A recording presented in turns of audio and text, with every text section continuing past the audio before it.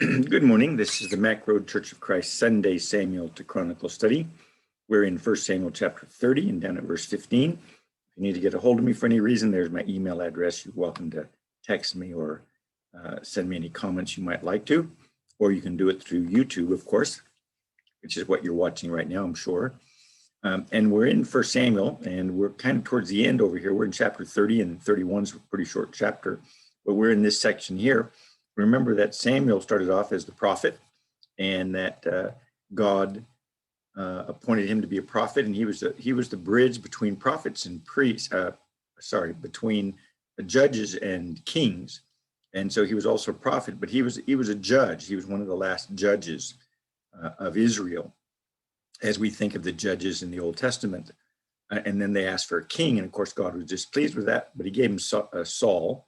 And then since Saul didn't obey God, he rejected Saul here in about chapter 16, 15 and 16, but Saul hasn't died yet. And God then appointed David as his anointed king to follow Saul. And Saul began to pursue David and try to find David and kill him. And so David was in exile during this time. And we left him off over here in chapter 30, where he had been with the Philistines. And being with the Philistines, that would keep Saul from coming to fight against him. And we're down here at 1 Samuel chapter 30 and verse 14, where we notice that what happened is that as David had been with the commander of the Philistines, because they were getting ready to go off into war against Israel. If you remember, that's when Saul, in order to try to find out what God had planned for him, went and talked to the medium, and Samuel appeared to him and told him that he was going to die and that God wasn't listening to him and talking to him, so Samuel wasn't either. But in the meantime, David was presenting himself with the army of the Philistines who were going to go fight against Israel, but the commanders decided they didn't want David going because David might change his mind and then attack them in order to get in good with Israel. And so they didn't want to take that chance, so they sent him home. Well, when they sent him home to Ziklag, which is the town that Achish had given to him, we noticed that it had been invaded by the Amalekites, and they had come and carried everybody away. And since there was nobody there left to protect them, they took everybody. And they were really upset, and they wanted to basically stone David, you might say. But David strengthened himself in the Lord, and the Lord said that he would recover those people that had been taken.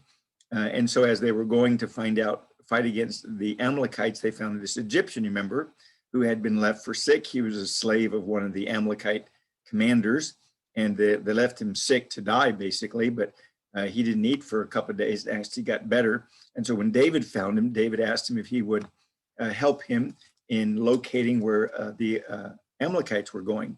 And the young man said that he would, as long as David would not hand him back over to his master or kill him.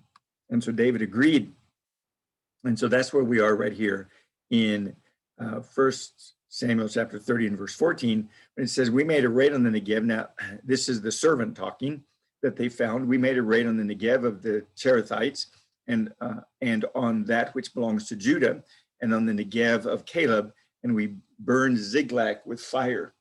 And so as he says that, David then says to him, will you bring me down to this band? And he said, swear to me by God that you will not kill me or deliver me into the hands of my master, and I will bring you down to this band. So the servant basically made an agreement that he would help David locate the Amalekites in order to get his property back, as long as David would not kill him or would not hand him back over to his master, of course, which David, if he pursued, would certainly strike down. And so we're in verse 16, and sorry, I still have a little bit of allergies. They'll clear up in a minute. In 1 Samuel 30 and verse 16, it says, when he had brought him down, behold, they were spread over all the land, eating and drinking and dancing because of all of the great spoil they had taken from the land of the Philistines and from the land of Judah. And David slaughtered them from the twilight until the evening of the next day, and not a man of them escaped, except 400 men, young men who rode on camels and fled. So David recovered all the David recovered all that the Amalekites had taken and rescued his 2 wives, but nothing of theirs was missing, whether small or great, sons or daughters, spoil or anything that they had taken for themselves. David brought it all back. It says, so David had captured all the sheep and the cattle which the people drove ahead of the other livestock, and they said, this is David's spoil. And when David came to the 200 men who were too exhausted to follow David, who had also been left at the brook Besor, and they went out to meet David and to meet the people who were with him. Then David approached the people and greeted them. And then all the wicked and worthless men among those who went with David said, because they did not go with us, we will not give them any of the spoil that we have recovered, except to every man his wife and his children, that they may lead them away and depart. And then David said, you must not do so, my brothers, with what the Lord has given us, who has kept us and delivered into our hands the band that came against us. And who will listen to you in this matter? For as his share is who goes down to the battle, so shall his share be who stays by the baggage. They shall share alike. So it has been from that day forward that he made it a statute and an ordinance for Israel to this day. So we're going to stop there and notice this section here down to verse 25. But notice that as they go down to fight against the Amalekites, and it says when he brought them down, that's the servant that they found in the wilderness. The servant brought David and his men down, and there would be about 400 of his men now left, because you remember he had about 600 men, and 200 stayed back with the baggage because they had been exhausted from traveling all night. And it says, when he brought him down, behold, they were spread over all the land. Now that's the Amalekites were spread over all the land. So there's quite a large number of Amalekites eating and drinking and dancing because of all that the great spoil that they had taken from the land of the Philistines and from the land of Judah. So they were in fact celebrating their victory and drinking and dancing. And as the case is, when that happens, many times they forget to put up a watch or to secure people in order to make sure that the enemy doesn't come. And so they are basically overconfident, you might say, or think that they're not in any danger. And so they don't set up a watch. And so verse 17 says, and David slaughtered them from the twilight until the evening the next day. And not a man of them escaped except 400 young men who rode on donkeys. Now, excuse me, David had his 400 men with him. And it's interesting that, and I always like the way that the Bible says this, and it has to do with kind of the layout of the language or the semantics of the language in Hebrew. It says that not a man escaped except 400 young men who rode on camels and fled. And so there were people who escaped. There was 400 of them. But basically what this is saying is they slaughtered everybody except for the 400 men who happened to escape. And like I said, I think that's kind of funny the way it comes across in the translation in English. But, excuse me. But what I want you to notice is, excuse me, there were 400 men that David had, and yet he was able to slaughter all of the Amalekites because of their feasting and celebrating. And no doubt some of them were drunk, and some of them maybe were passed out asleep or were full or something. But nonetheless, David and his men, or the 400 men that were with him, were able to go in there and kill everybody there, except for the 400 young men who escaped. Notice it says young men who escaped. So we're thinking more not necessarily like warrior men, but maybe the kids that were with them, because they were a nomadic tribe, and they would basically take everything with them when they would go from place to place. But there was 400 of them that fled on camels and fled away. So it says, so David recovered all that the Amalekites had taken and rescued his 2 wives. And of course, in this, we see the providence of God. I mentioned this last week, that God knew that David would want his family back. and that he would want them rescued. And so God, in his providence, had the Amalekites go ahead and capture the people, but didn't kill any of them. And so they actually got every single person back alive, and as far as we know, unhurt. And that was by the providence of God. God saw before it happened what was going to be needed, and God provided for it. And so that's one of the examples of providence that we have in the scriptures. And by the way, there's lots of them, but sometimes we don't see them or recognize them because we don't think of that, of the providence of God in that way. But it is. God is providing for his people. Now in verse 19, he says, but nothing of theirs was missing. Notice that it says that nothing of theirs was missing. And you might say, well, how were they feasting and eating and celebrating? Well, because not only did they make a raid on Ziklag and burn the city, they'd made a raid on other parts of Judah, and they'd made a raid on the Philistines. So they had gone through and basically, whipped up, we don't know exactly how many cities, but they also went and whipped up on some of the cities of the Philistines. And so therefore there was a lot of spoil from them. And so David was able to get back everything that was taken.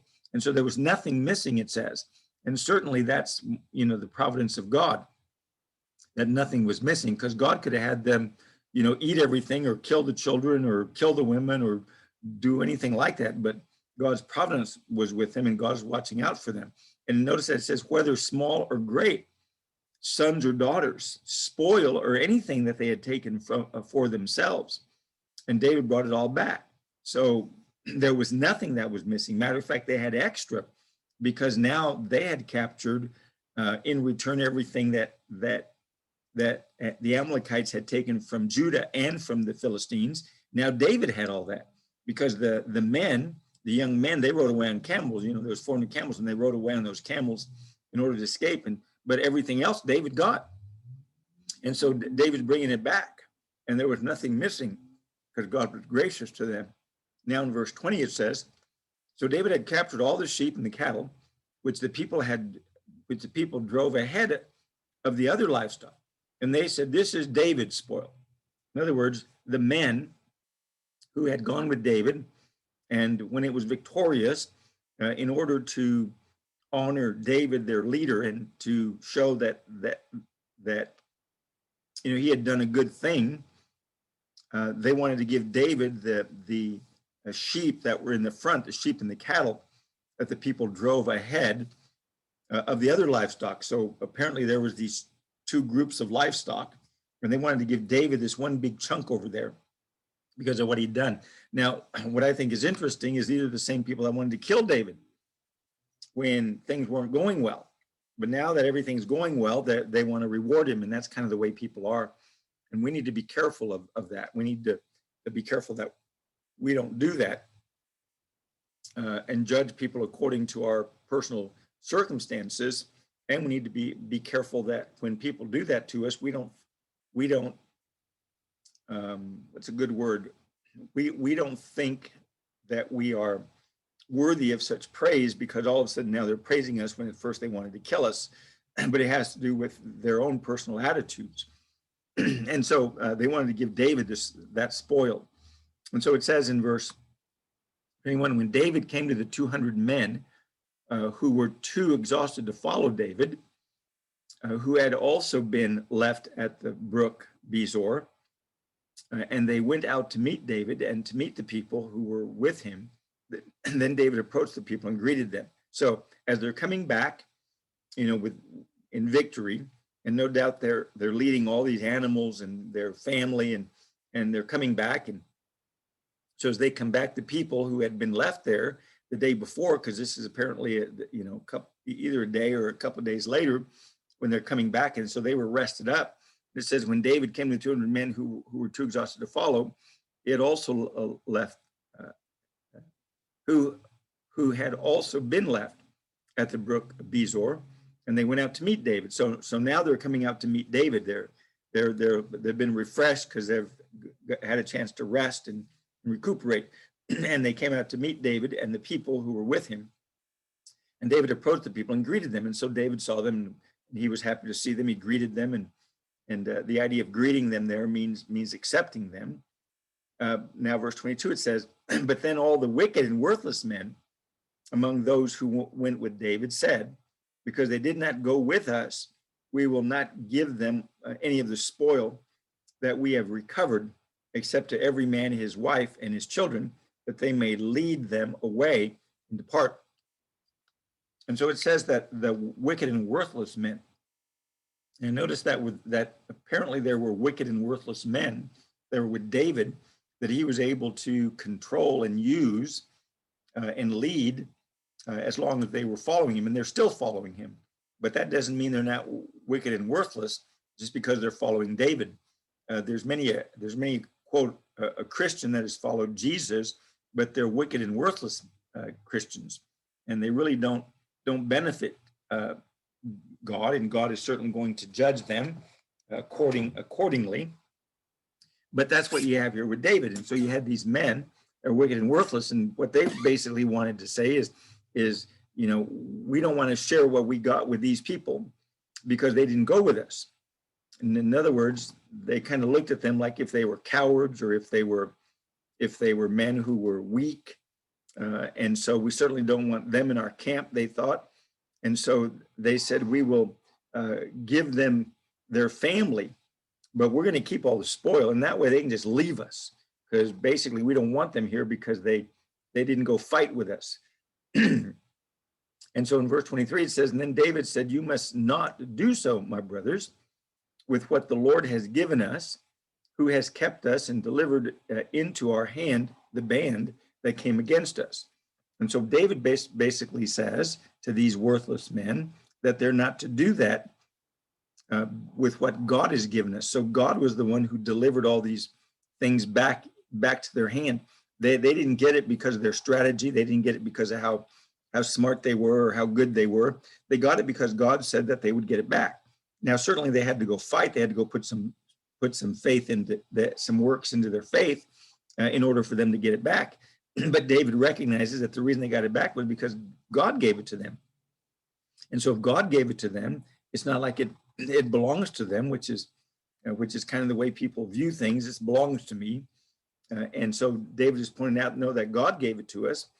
And so that's the same thing that you have in Acts chapter 2, where the church, after having people added to it, they shared their things that they had with anybody who had need, because they looked at the things that they had as if they had been given to them by God, instead of them having to earn it and make it and work for it and get it. And if they lost it, then they'd have to go do it again. What this shows us is that faithful people understand that God is the one who gives them everything they have. And so therefore we can share with other individuals. The other lesson that you get out of here, or that we need to get out of here, is that just because they stayed back doesn't mean they weren't doing a job or a task. It's not everybody who gets to be a preacher, you might say, or to go out and go on mission fields. For every missionary out there in the field, there are individuals back home supporting them and providing for them and taking care of their property or whatever they might have as they go away. And there's individuals doing a job, even though they might not actually be out in the mission field or at home. You might have a preacher, and so the preacher is preaching publicly, and not everybody is going to preach publicly, but in order for him to do that, many times there are individuals who are supporting him, and even though they're not in the forefront, they're doing a work. And that's the same thing that you have here. And David understands that. And then sometimes people are just too exhausted. They have different strengths and different temperaments. And so some people are better at going out, and some people are better at staying home and taking care of things and making sure that things are in order. And so nonetheless, it says in verse 23, then David said, you must not do so, my brethren, with what the Lord has given us. Who has kept us and delivered us into the hand, and who has delivered into our hand the band that came against us. So David points out that God had done this. Now verse 24, and who will listen to you in this matter? For as his share is who goes down to the battle, so shall his share be who stays with the baggage. By the baggage, they shall share alike. And one of the things you notice here, unlike with Saul, David isn't swayed by the opinions of the people. That's not what a good leader does. A good leader isn't swayed by the opinions of the people. A good leader does what he knows is right, no matter what the people say. And so here the people wanted to not share, and David stood up, and basically David said, no, we're going to share. David said that they're going to receive their share just like us. So whether you stay in the city while the children of Israel go out and fight, or whether you go fight, you're all going to share in the spoil. And so that's what David had dictated and said. Now verse 25 says, so it has been from that day forward that he made it a statute and ordinance for Israel to this day. So the idea is everybody might have a different job or different talent, but they're all being supported through God. And as a result of that, they're all going to share in what spoils they have. Now, verse 26. Now, when David came to Ziklag, he sent some of the spoil to the elders of Judah, to his friends, saying, behold, a gift for you from the spoil of the enemies of the Lord. To those who were in Bethel, and to those who were in Ramah of the Negev, and to those who were in Jatir, and to those who were in Aroer, and to those who were in Sifmoth, and to those who were in Eth Moah, and to those who were in Raquel, and to those who were in the cities of the Jerahmeelites, and to those who were in the cities of the Kenites, and to those who were in Hormah, and to those who were in Bor-Ashan, and to those who were in Athak, and to those who were in Hebron, and to all the places where David himself and his men were accustomed to go. And so not only did David make it a rule that everybody shares alike in the spoil, he also pointed out that other people were going to be able to take benefit of this spoil. And that's down here at verse 26, where he begins to point that out. And the reason he points that out is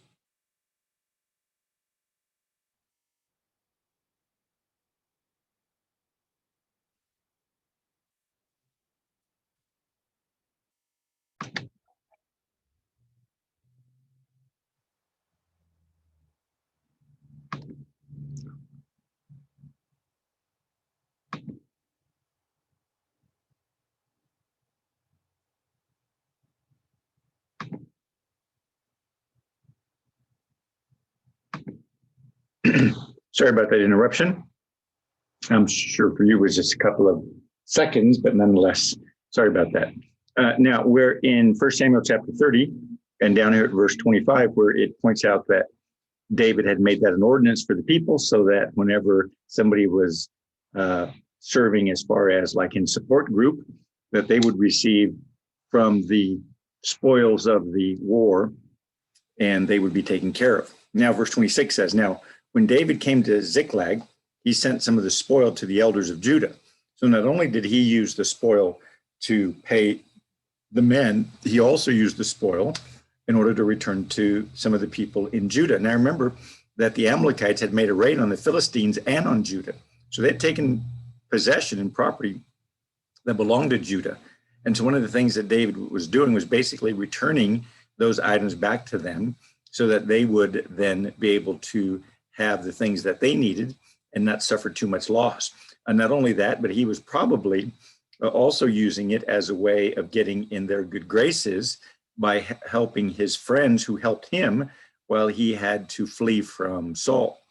And so that's why it says, and to the elders of Judah, to his friends, saying, behold, a gift for you from the spoil of the enemies of the Lord. So David is remembering the individuals who helped him, and he's providing for them something from the Lord. So that kind of gives you an idea.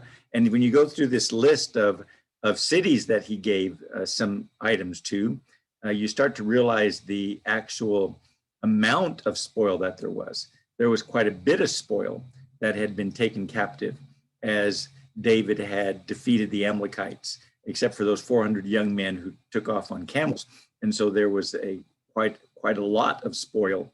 And so those men who at the first, the evil men, we're pretty sure they're evil because they were greedy. And that's what made them evil. They didn't want to share anything that they had. And that's one of the things that we as Christians need to make sure that we don't become is greedy, because in Matthew chapter 25, that's really the problem when Jesus is talking about those individuals who he describes as the goats. When he talks about the sheep and the goats were individuals who didn't want to share. They saw people in need and they didn't want to share. They saw people naked, they didn't buy them clothes. They saw people that were sick, they didn't take care of them. And so as a result of that, God said they're not going to enter into the kingdom of heaven. And so I'd suggest to you a type that we have here, that David is demonstrating that God takes care of everybody and shares, and that David therefore is going to share because God's the one who can give him back everything that he needs. God has a bigger shovel than anybody else. So if he wants to pile blessings on you, he can certainly do that for you. And so you have a list then. I'm not going to reread this list of cities that he gave spoil to, but just to give you an idea, there was 1, 2, 3, 4, 5, 6, 7, 8, 9, 10, 11. So there was about 11 places 11 cities that David sent gifts to. And I'm sure the gifts weren't just like one goat or one sheep. We're talking about David sending enough to provide for the city or to help the city that would certainly make a impression on those individuals. And so that's what we have here. So God allowed David and his men to recoup everything because David strengthened himself in the Lord. And even though they had left the city unguarded, God provided for them and took care of them. But they also had to act. They also had to work, and they also had to put their faith into action. And so that brings us into chapter 31. In chapter 31, we have the death of Saul, which Samuel told him was going to happen when he went to that medium of Endor. And he tried to find out whether he could get God's blessing for the fight he was going to have with the Philistines. But instead, Samuel told him that he was going to die. And so that's what we have recorded here for us in chapter 31. And it's not a real long chapters, but we'll end after this, as this will be the beginning. I might spend a little time with you on looking at the beginning of Chronicles, because we're going to be joining Chronicles as we get into 2 Samuel. But 1 Samuel chapter 31:1 says, now the Philistines were fighting against Israel. Remember, that's what brought this whole thing on. That's why David had gone over to present himself with the armies of the Philistines. That's why Saul had gone to the medium of Endor, was because the Philistines were going to have this fight. They were going to fight against Israel. And so that's what we have here. And so we have this battle. It says, now the Philistines were fighting against Israel, and the men of Israel fled from before the Philistines and fell slain on Mount Gilboa. The Philistines overtook Saul and his sons, and the Philistines killed Jonathan and Abinadab and Milchi, Ashua, the son of Saul. And the battle went heavily against Saul, and the archers hit him, and he was badly wounded by the archers. Then Saul said to his armor bearer, draw your sword and pierce me through with it, otherwise these uncircumcised will come and pierce me through and make sport of me. But his armor bearer would not, for he was greatly afraid. So Saul took his sword and fell on it. When his armor bearer saw that Saul was dead, he also fell on his sword and died with him. Thus Saul died and his 3 sons, his armor bearer, and all his men on that day together. When the men of Israel who were on the other side of the valley with those who were beyond the Jordan saw that the men of Israel had fled and that Saul and his sons were dead, they abandoned the cities and fled. Then the Philistines came and lived in them. All right, so we're going to stop right there and look at this first section before we get on to the rest of it. Notice that they begin to strip the spoils. But in this section, as I pointed out in verse 1 of chapter 31, that here you finally have the fight. You have the battle that's under consideration. And so the Philistines fought against Israel. And it says the men of Israel fled from before the Philistines and fell slain on Mount Gilboa. So basically on the side of the river that territory had been captured by the Philistines, and the men of Israel fled. And that's why in verse 2, it says, and the Philistines overtook Saul and his sons, and the Philistines killed Jonathan and Abinadab and Malchishu, the sons of Saul. So the Philistines killed Saul's three sons, Jonathan, Abinadab, and Malchishu. They killed all three of them. And so though Jonathan had thought that his place was going to be at the side of David, God had other plans, and Jonathan was killed, even though Jonathan would have been considered quite a faithful individual. And so one of the things that this teaches us is just because somebody's faithful doesn't necessarily mean that they're going to have a long life, or that they're going to live as long as we think they should live. And that reminds me of James in Acts chapter 12, where James and Peter were put in prison, and God allowed James to be killed, but he released Peter by the angel, if you remember. And so just because somebody dies doesn't necessarily mean that they were evil or that God is punishing them. But the fact is that God just allowed them to die, or maybe even wanted them to die for whatever purpose, and maybe their tasks were over. But it doesn't mean that they weren't faithful to God, or that God didn't save them. And so you have Jonathan, who we know is faithful. He made that covenant with David, was willing to be David's bodyguard, you might say, and had made a covenant with David about protecting him and take care of him. And Saul, who was a very wicked individual at this time, and he grew so wicked that he went to a witch of Endor. And it's interesting that a little bit later on we'll find out that the reason why God killed Saul was because he went to that medium of Endor. And I often tell people that it's, our choices in the world are really simple, and they really are. Here's the way they go. If you follow God, you live. If you don't follow God, you die. And that's pretty much it. And that's why the Bible talks about curses, that, God curses people. He's not saying he curses them because he doesn't like them. He's saying they're cursed because they're unwilling to follow him, because Jesus, or God, is the source of life. And so if you don't follow the source of life, then you're automatically going to be cursed. And it's not that God is out there cursing people and trying to curse people and trying to get people to be cursed to see if they measure up, but it's actually the opposite. And that is that God is trying to save people who are cursed, people who have left God, and God knows that they're going to die. God knows they're going to be destroyed. And Jesus came for the purpose not of condemning the world, but of saving the world. In John chapter 3, if you remember, before verse 16, that famous verse that most of us remember, God so loved the world that he gave his only begotten son. But before those verses, what it points out is that Jesus came into the world to save the world, not to condemn the world.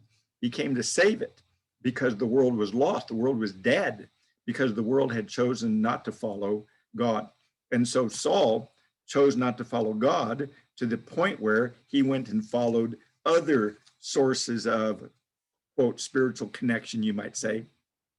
So he goes to the medium of Endor and tries to raise Saul from the dead in order to talk to him, and apparently does in that particular case. But all I'm pointing out is that Jonathan died and Saul died. One, however, had not rejected the Lord. Jonathan had not rejected the Lord. Jonathan did not go to the medium of Endor. Jonathan did not support that, as far as we know, but Saul did. And so Saul went. And so as a result of that, you have Saul and Jonathan dying in the same chapter at the same time, you might say, in the same battle at least. And what that shows us is that the sword sometimes takes good and evil at exactly the same time. It also reminds me of Ezekiel. In Ezekiel chapter 21, God points out that when he destroys Jerusalem, that he's going to allow them to go in and destroy both the righteous and the wicked, and that he's going to destroy both groups of people. But yet he also points out in Ezekiel chapter 9 that the wicked won't be, that the righteous will not be hurt, even though they're killed. So remember that just because a righteous man dies in a battle like they did here with Jonathan, that doesn't mean that they were not pleasing to God, and God has not delivered them. Because what matters is not our death. What matters is our faithfulness to God. But I just wanted to point that out to you because sometimes we forget. Now, we're going to notice how it was that Saul dies. It says in verse 3, and the battle went heavily against Saul, and the archers hit him, and he was badly wounded by the archers. So apparently the Philistines had archers, and the archers, as you often see in shows that have, you know, ancient warriors fighting, they have archers, and sometimes the archers all line up and they all shoot at the enemy, trying to just, you know, scatter, shoot everywhere, and they end up getting individuals. And apparently that's what happened with Saul. He got hit by one of those archers at random, and he was badly wounded, it says. So his wound wasn't something that he was going to recover from. And so in verse 4, he then had to figure out what to do. And that was, it says, then Saul said to his armor bearer, draw your sword and pierce me through with it. Otherwise, these uncircumcised will come and pierce me through and make sport of me. So basically what Saul wanted to do was Saul wanted his armor bearer to kill him so that Saul wouldn't be tortured, wouldn't be ridiculed, made fun of, but especially tortured or you know, have his limbs cut off, because they were very barbaric during that time period. And so Saul wanted to make sure that wouldn't happen. Now, the armor bearer, however, it says, didn't want to do that because he was greatly afraid. And it doesn't say exactly what he was afraid of. And so Saul took his sword and fell on it and died. Now, one of the things that this reminds me of the story of Job. Job wanted to die. Job was sick. His friends were basically ridiculing him and telling him that the reason that he was sick was because he'd sinned, and God had deserted him, and so therefore this was happening because of God's punishment. And Job wanted to die. Job wanted God to just, you know, kill him and get it over with because of his pain, because of his agony. And sometimes today there's individuals who think that mercy killing is good, and so, you know, we'll kill somebody because they're suffering badly, and so therefore we'll kill them to put them out of their misery, kind of like we do animals, dogs and cats that get old or have problems, and so we have to finally put them to sleep. But there's a big difference between people and animals, and that is that we're made in God's image, and God says whoever kills a man, that person is subject to the penalty of death.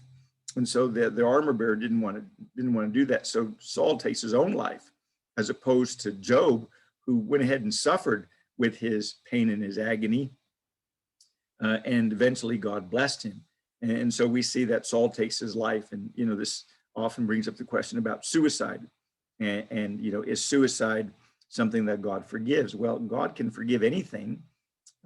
God does tell us that, you know, taking a life is definitely sin. We're not supposed to murder somebody. We're not supposed to hate somebody and take them. And you know, a person who hates his own life is the person who basically commits suicide. Now, there's also individuals who are mentally off. And so we need to make a distinction and understand that people who are mentally off or who are so despondent don't make good decisions many times. And so God's the one who's going to judge them. I know some people are just pretty cold, and they say, you know, if a person committed suicide, well, he's condemned to eternal, you know, hell and destruction because he took his own life. And certainly we're not to take life, not even our life, but God is going to judge people according to their mental capacity at the time that happens. And so that's one thing I want us to understand. But Saul was taking his life for the purpose of not being tortured or made fun of or ridiculed by his enemy. And so it says, but his armor bearer would not, for he was greatly afraid. So the armor bearer was afraid to kill Saul. And not sure exactly why, like I said, it doesn't say. So Saul took a sword and fell on it. Now, when his armor bearer saw that Saul was dead, he also fell on his sword and died with him. Now, Saul goes ahead, the armor bearer goes ahead and dies with Saul.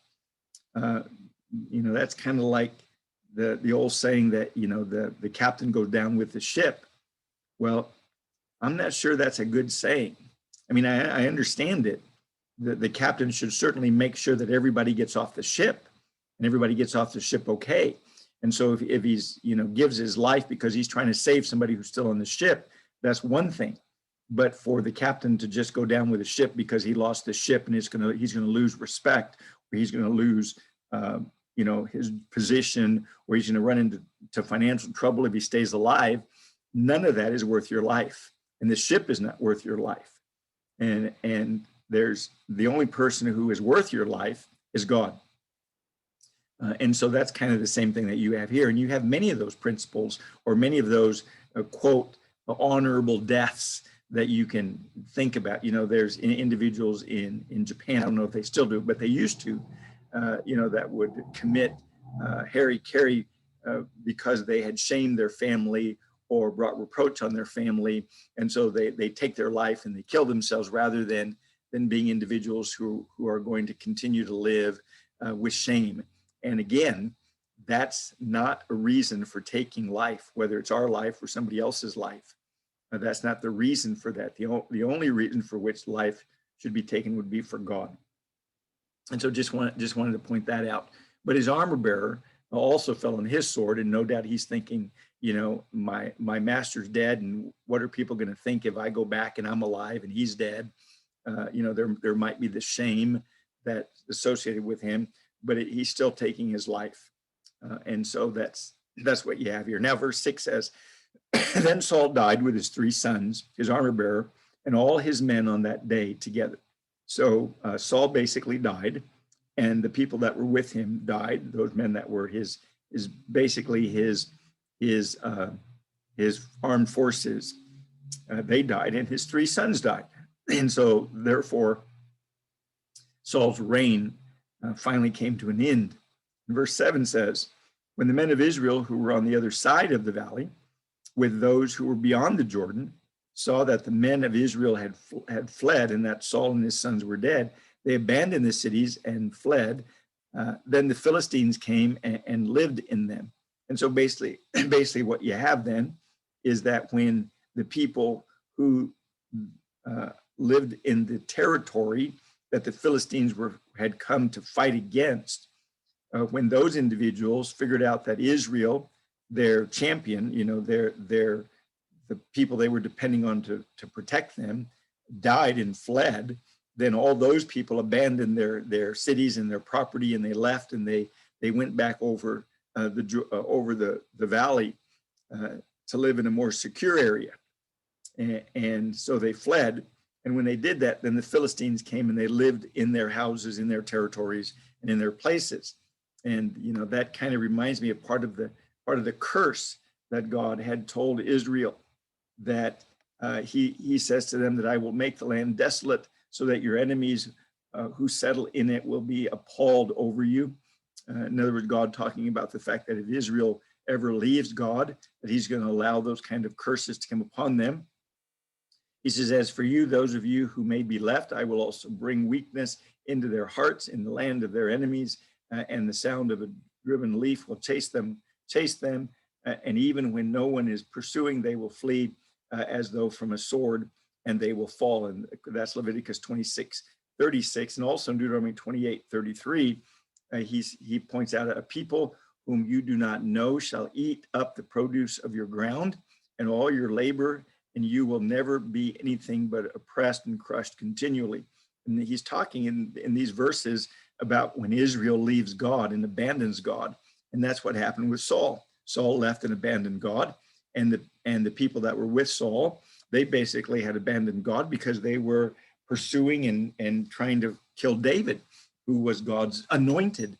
And so as a result of that, God allowed them to be taken captive, and God allowed the Philistines to come and live in their land. And so Israel lost that battle. They lost their king and they lost their property. Now, verse 8 says, it came about on the next day when the Philistines came to strip the slain, that they found Saul and his 3 sons fallen on Mount Gilboa. They cut off his head and stripped off his weapons, and sent them throughout the land of the Philistines to carry the good news to the house of their idols and to the people. And they put his weapons in the temple of Asteroth, and they fastened his body to the wall of Beth Shean. Now, when the inhabitants of Jabesh Gilead heard what the Philistines had done with Saul, all the valiant men rose and walked all night and took the body of Saul and the bodies of his sons from the wall of Beth Shan, and they came to Jabesh and burned them there.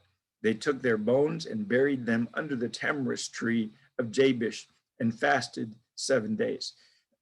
Now, after a battle, as it always is, the victors come and they spoil the battlefield. In other words, all the people that are dead, they come and they take their possessions, and not only that, but if anybody happens to be hanging on because of some wound and didn't die all the way, they'll kill them while they're going through and taking care of these spoiling the slain. And so it said that it came about the next day when they came to strip the slain, which is what they were doing, getting the spoil, their clothes, their armor, their gold, their gold rings, if they had anything of value. And they found Saul. And so that they happened to come across Saul and his 3 sons. And so they found all 4 of them. And they were fallen on Mount Gilboa, is where they were fallen. And as they were fallen there, they stripped him. And so it says in verse 9, and they cut off his head and stripped off his weapons and sent them throughout the land of the Philistines to carry good news to the house of their idols and to the people. And so the Philistines, as it says here, cut off his head, Saul and his sons' heads, and they took their weapons.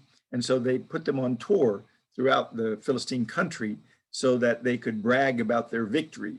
It kind of reminds me of during any war, after the victor has won, they broadcast their victory, whether by radio or television or sending somebody to run to all the cities and tell them the outcome of the battle. And basically that's what they were doing. And so they carried it. Now, the other thing I want you to notice is it says to carry the good news. You see, the good news for the Philistines is they won. When the Bible speaks about good news for Christians, it's speaking about the same thing, speaking about a battle and speaking about a war. But our war is a spiritual warfare. It's not a physical warfare. And yet we have good news because Jesus has defeated our enemy. Jesus has won. And if you're believe in him and you're a believer and you're part of his group of people, because you're a believer, then you believe the good news. You believe that Jesus is Lord, that he defeated Satan by his resurrection from the dead and by his death on the cross. And we believe that therefore we have good news preached to us. And the good news is that Jesus is Lord and his enemy has been defeated. And we who are his people then get to receive the benefits of that. But I just want you to notice that here he uses the word good news to speak of the victory of the Philistines that they had over Israel. And certainly it was good news for the Philistines. It was bad news for Israel. Well, our good news is good news for us who are Christians, but it's bad news for Satan and his group. Those individuals who choose not to follow God, who, as I pointed out before, because they're not following God, who is a source of life, they're just going to be dead and they're going to die. And that's their punishment, because without God, you die. I mean, because God's the giver of life. And not only that, but they carried the good news to the house of their idols, as if their idols were the reason why they defeated Israel, instead of that God abandoned Israel because they had left him and God allowed them to be defeated. And so you see a contrast here with the battle that David had with the Amalekites and this battle that Saul had with the Philistines. David defeated his enemy because God was with him. And David talked with God, and God talked to him and said, yes, you're going to be victorious.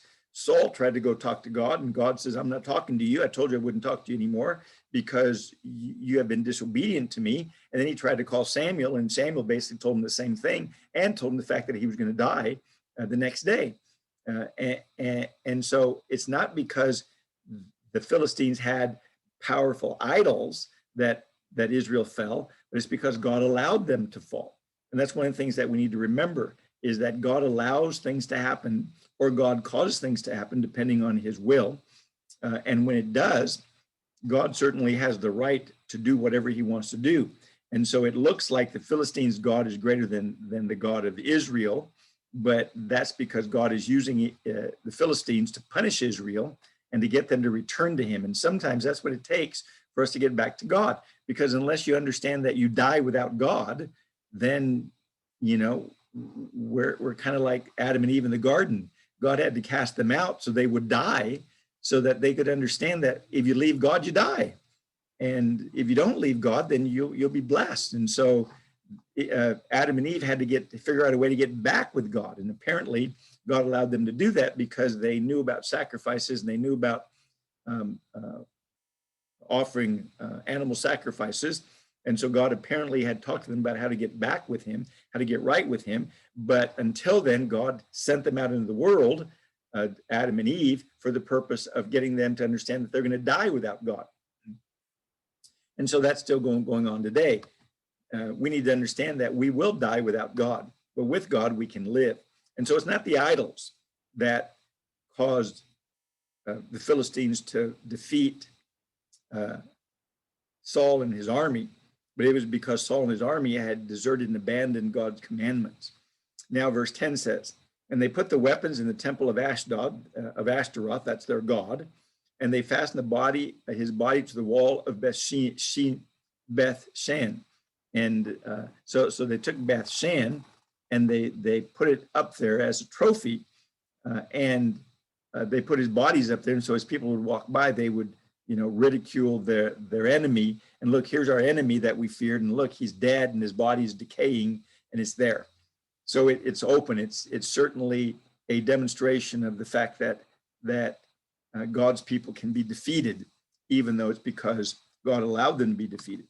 Verse 11 says, now when the inhabitants of Jabesh Gilead heard what the Philistines had done. Now, if you remember who Jabesh Gilead was, they were the individuals who came to Saul and asked Saul to save them because the Amorites had come down and had told them that, we're going to destroy you unless you make a covenant with us.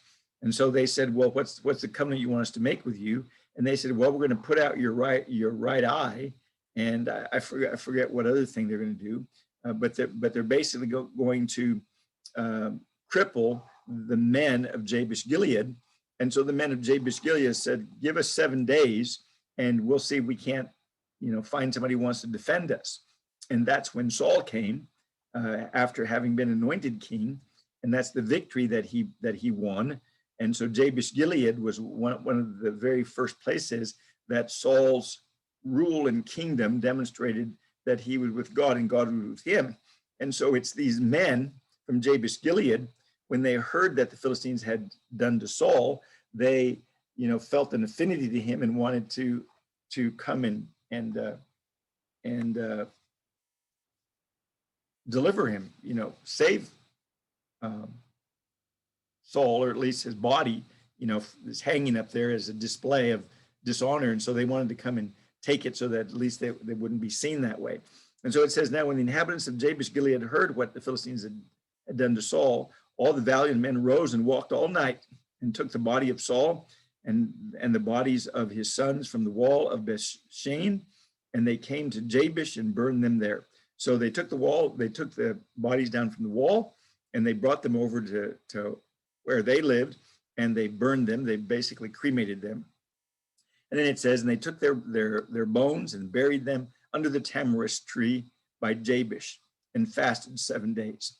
So they at least tried to give Saul some kind of a decent burial, even though his head wasn't there with him. The head was with the other sons of Saul were parading around the Philistines area as trophies of their victory.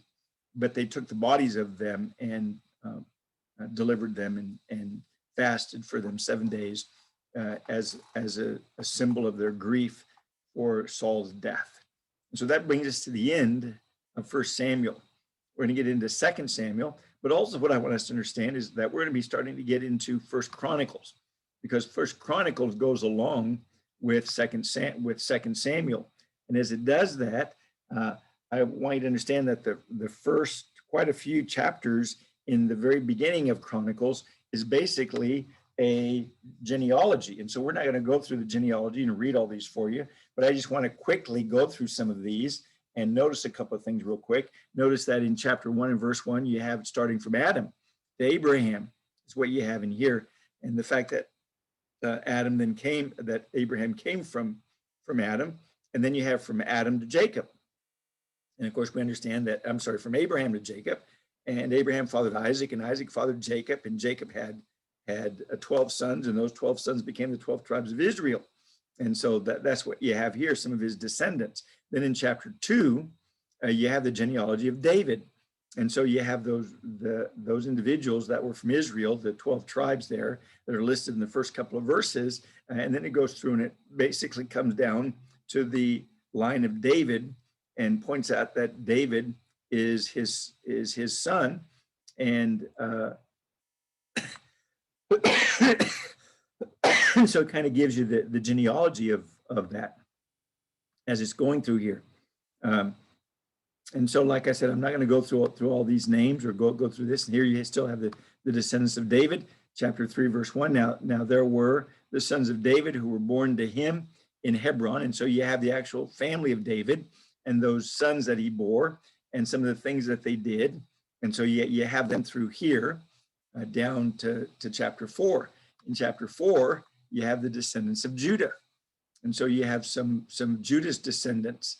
The sons of Judah were Perez and Hezron and Carmi and Hur. And remember that Perez was in the lineage of Jesus. He came from there. And so you have part of this genealogy that's here for us of the descendants of Judah. And then you have the descendants of Simeon. And then in chapter 5, you have the descendants of Reuben. Chapter 6, you have the descendants of Gad. Chapter 7, in chapter 5, in verse 23, you have the half tribe of Manasseh and some of their descendants. And then you have the descendants of Levi, who of course were the priests. And you have those descendants that are listed in chapter 6. And then in chapter 7, you have the descendants of Issachar, descendants of Benjamin, descendants of Naphtali, descendants of Manasseh. And then in 1 Chronicles 7:20, you have the descendants of Ephraim. And in verse 30, you have the descendants of Asher. And then in chapter 9, you have the genealogy of Saul. And we just read about Saul and where Saul came from and his line. And so you have those individuals that are listed here in there. And in verse 9, you have a genealogy of the returned exiles when they come back.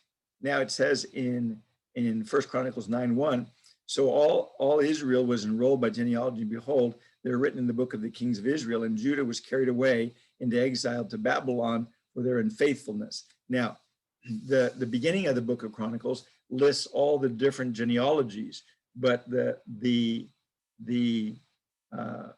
it's not necessarily in chronological order. It's just listing them all here, and then it's going to go through and tell us a story about how these things happened. That's under consideration here. And so then you have Saul's genealogy repeated. That's under consideration. And then in chapter 10, you have the death of Saul and his sons. And so this is the chapter that we really begin to look at to notice that notice that 1 Samuel and the last chapter of 1 Samuel and this chapter have to do with the death of Saul and his sons that we notice over there. And so I want to read a little bit of this for you. And I'm not going to go through a lot of it. Matter of fact, it says pretty much the same thing that we saw before, but I just want you to notice the connection as next week we'll get into 2 Samuel and Chronicles chapter 11, basically. But 1 Chronicles 10:1 says, now the Philistines fought against Israel, and the men of Israel fled before the Philistines and fell slain at Mount Gilboa. And the Philistines closely pursued Saul and his son, and the Philistines struck Jonathan, Abinadab, and Malchishua, the sons of Saul. And the battle became very heavy. Saul and his archers overtook him, and he was wounded by the archers. And then Saul said to his armor bearer, draw your sword and thrust me through with it, otherwise these uncircumcised will come and abuse me. But his armor bearer would not, for he was greatly afraid. Therefore Saul took his sword and fell on it. And when the armor bearer saw that Saul was dead, he likewise fell on his sword and died. And thus Saul died with his 3 sons, and all those of his house died together. When all the men of Israel who were in the valley saw that they had fled and that Saul and his sons were dead, they forsook their cities. And fled, and the Philistines came and lived in them. Came about the next day when the Philistines came to strip the slain, that they found Saul and his son fallen on Mount Gilboa. So they stripped him and took his head and his armor and sent messengers around the land of the Philistines to carry the good news to their idols and to the people. And they put his armor in the house of their God and fastened his head in the house of Dagon. And so we notice where they put the head in this particular story. It says, when all the Jabesh Gilead heard all that the Philistines had done to Saul, and the valiant men rose and took away the body of Saul and the bodies of his sons and brought them to Jabesh, and they buried their bones under the oak of Jabesh and fasted 7 days. So Saul died for his trespass, which he committed against the Lord, because of the word of the Lord, which he did not keep, and also because he asked counsel of a medium, making inquiry of it, and did not inquire of the Lord. Therefore he killed him and turned the kingdom to David, the son of Jesse. And so there you see the connection where they begin to tie in. And we're going to now talk about the son of Jesse and David's rule. Well, I pray God has blessed you, and pray God keeps you, and pray that we all learn something and we get to understand more about our God who loves us and cares for us, and pray God blesses you in all that you do.